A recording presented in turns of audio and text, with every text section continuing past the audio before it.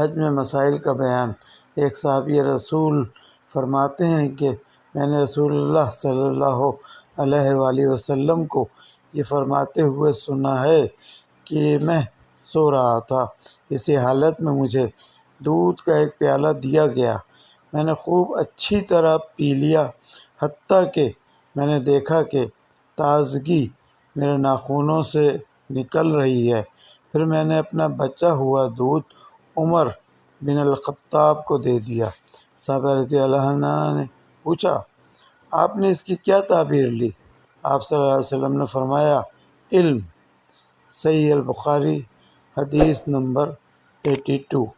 حجۃ الوداع میں رسول اللہ صلی اللہ علیہ وسلم لوگوں کے مسائل دریافت کرنے کی وجہ سے منا میں ٹھہر گئے تو ایک شخص آیا اور اس نے کہا کہ میں نے بے خبری میں ذبح کرنے سے پہلے سر منڈا لیا۔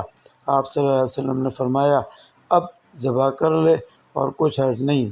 پھر دوسرا آدمی آیا، اس نے کہا کہ میں نے بے خبری میں رمی کرنے سے پہلے قربانی کر لی۔ آپ صلی اللہ علیہ وسلم نے فرمایا، اب رمی کر لے اور پہلے کر دینے سے کچھ حرج نہیں۔ ابن عمرو کہتے ہیں کہ اس دن آپ صلی اللہ علیہ وسلم نے جس چیز کا بھی سوال ہوا جو کسی نے آگے اور پیچھے کر لی تھی تو آپ صلی اللہ علیہ وسلم نے یہی فرمایا کہ اب کر لے اور کوئی حرج نہیں۔ صحیح البخاری حدیث نمبر 83۔